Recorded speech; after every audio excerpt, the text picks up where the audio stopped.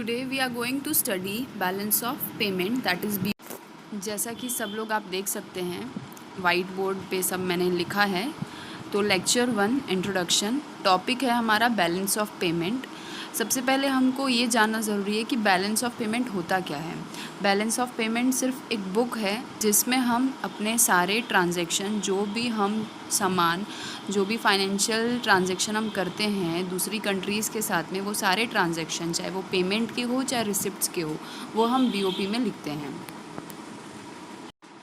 तो हम ये बोल सकते हैं कि all the payments and receipts that are financial in nature are recorded in BOP book. अब मैंने बैलेंस ऑफ पेमेंट के नीचे एक एरो बना के लिखा है reserve bank of India.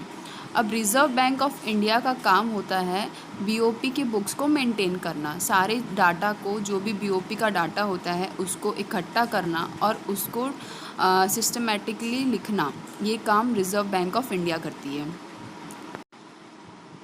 Third line पे मैंने लिखा है US डॉलर। US डॉलर इसलिए लिखा गया है, जब हम BOP की बुक मेंटेन करेंगे तो जो भी सारी अमाउंट जो हम लिखने वाले हैं BOP में, वो US डॉलर के फॉर्म में होता है, ना कि रुपी फॉर्म में। US डॉलर के बाद में उसके आगे IMF लिखा है। जब भी हम कोई चीज़ बनाते हैं तो उसका एक फॉर्मेट होता है, तो वैसे ही BOP की बुक मेंटेन करने का भी एक फॉर्मेट है। वो फॉर्मेट हमें IMF ने दिया है। IMF का फुल फॉर्म है इंटरनेशनल मॉनेटरी फंड। IMF एक इंटरनेशनल ऑर्गेनाइजेशन है।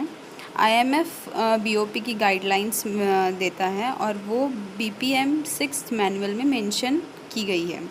BPM 6 मैनुअल का फुल फॉर्म है balance of payment manual 6 and it is written 6 because it is the 6th edition of BOP। आपको एक क्वेश्चन दिख रहा है व्हाट इज़ BOP। उसके नीचे मैंने लिखा है फॉरेनर इंडिया को, मीन्स जब फॉरेन से इंडिया में फॉरेन करेंसी जाती है तो हम लोग वो अमाउंट को रिसिप्ट कॉलम में लिखते हैं। और दूसरे साइड मैंने लिखा है जब इंडिया से फॉरेन करेंसी फॉरेन में जाती है तो उसे हम पेमेंट कॉलम में लिखते हैं, और जो कि सब्ट्रैक्ट होता है। बाय मिस्टेक मैंने वहाँ पे प्लस साइन लिख दिया है, सो आप कंफ्यूज मत होइएगा, प्लस की जगह वहाँ पे माइनस होगा।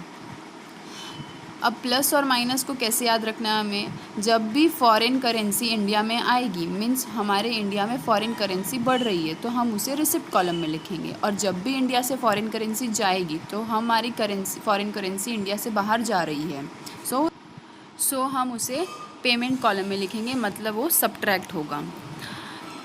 अब आपको समझ आ गया होगा कि बैलेंस ऑफ पेमेंट है क्या और इसे बनाता कौन है और इसके गाइडलाइंस कौन देता है, और इंट्रोडक्शन पार्ट आपको ओवरऑल क्लियर हो गया होगा। नेक्स्ट वीडियो में मैं आपको बताऊंगी कि बैलेंस ऑफ पेमेंट के कितने अकाउंट्स होते हैं, उन अकाउंट्स को मिला के हम ओवरऑल BOP कैसे निकालते हैं। I hope you liked my way of explaining. If you have understood the topic, please do share my video with others. Thank you everyone.